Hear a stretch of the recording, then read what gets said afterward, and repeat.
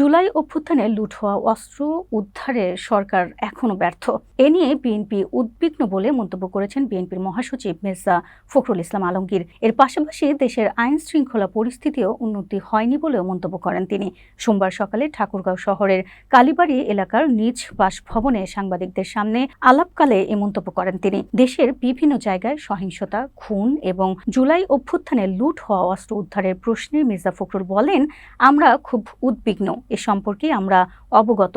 আমরা মনে করি একটা সরকারের ব্যর্থতায় যেন তা এখনো পর্যন্ত অস্ত্র উদ্ধার করতে পারেনি। সেই সঙ্গে আইন শৃঙ্খলা পরিস্থিতি এখনো পর্যন্ত উন্নত হয়েছে বলে আমরা মনে করছি না। তবে আমরা আশাবাদী, মনে করি নির্বাচন চলাকালীন সময় আইন শৃঙ্খলা পরিস্থিতি আরও উন্নতি হবে এবং একটি ভালো অবস্থায় আসবে। ভারতের বিশ্বকাপ প্রসঙ্গে বাংলাদেশ ক্রিকেট বোর্ডের সঙ্গে একমত জানিয়ে মির্জা ফখরুল বলেন, ক্রিকেটের সঙ্গে আন্তর্জাতিক রাজনীতি জড়িত হয়েছে, আমাদের দেশের সম্মান জড়িত আছে। নিঃসন্দেহে আমাদের একজন ক্রিকেটারকে অপমান করা হয়েছে।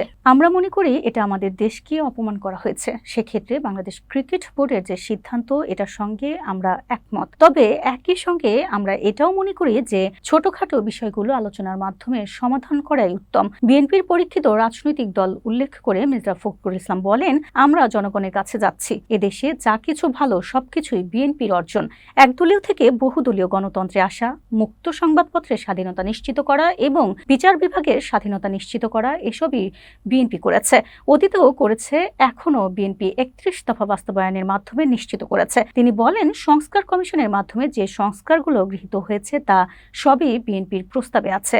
এখন পর্যন্ত নির্বাচন পরিস্থিতি ভালোই মনে হচ্ছে। নির্বাচনী পরিস্থিতি বোঝা যাবে যখন নির্বাচনী প্রচার শুরু হবে। তিস্তা মহাপরিকল্পনা বাস্তবায়নে বিএনপি অঙ্গীকারবদ্ধ উল্লেখ করে তিনি বলেন, তিস্তা, পদ্মা ও অভিন্ন নদীর পানির হিস্সা আদায়ে ভারতের সঙ্গে আলোচনার মাধ্যমে দাবি আদায় করা হবে। ফ্যাসিস্টদের বিএনপি ভয় করে না মন্তব্য করে তিনি বলেন, গণভোটে হ্যাঁ বা না জনগণ যা করবে তাই হবে। আমরা ফ্যাসিস্টের তাড়াতে জানি, মারতেও জানি এবং মার খেতেও জানি।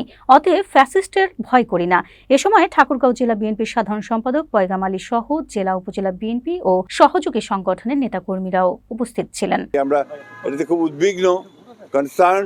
বিশেষ আমরা মনে করি এটা সরকারের একটা ব্যর্থতাই বলবো যে তারা অস্ত্র উদ্ধার করতে পারেনি এবং এখন পর্যন্ত আইন শৃঙ্খলা পরিস্থিতি সেই রকম একটা উন্নত হয়েছে বলে আমার কাছে মনে হয় না। তবে আমি আশাবাদী, আমি মনে করি যে নির্বাচন চলাকালীন সবাই সেটা ইমপ্রুভ করবে আরও এবং একটা ভালো অবস্থায় আসবে।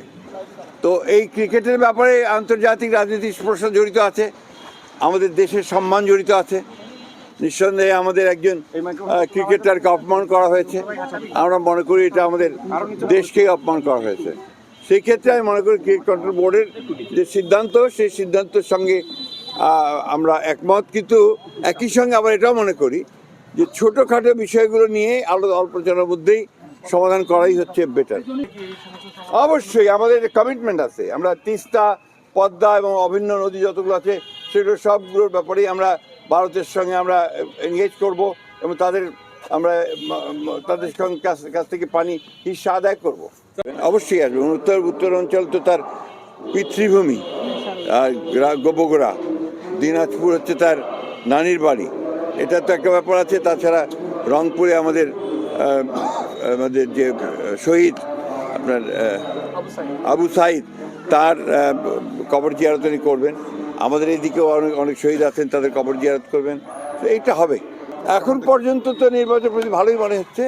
এখন নির্বাচনের পরিস্থিতি বোঝা যাবে যখন আপনার শুরু হবে প্রচারণা, তার আগে কিন্তু বোঝা যাবে না। এখন তো আপনার সবাই যে যার সাংগঠনিক ব্যাপারগুলো গোছাচ্ছে, আপনার মননের ব্যাপারগুলো গোছাচ্ছে। নির্বাচনের প্রকৃত অবস্থা আপনি বুঝতে পারবেন যখন এর প্রচার শুরু হবে।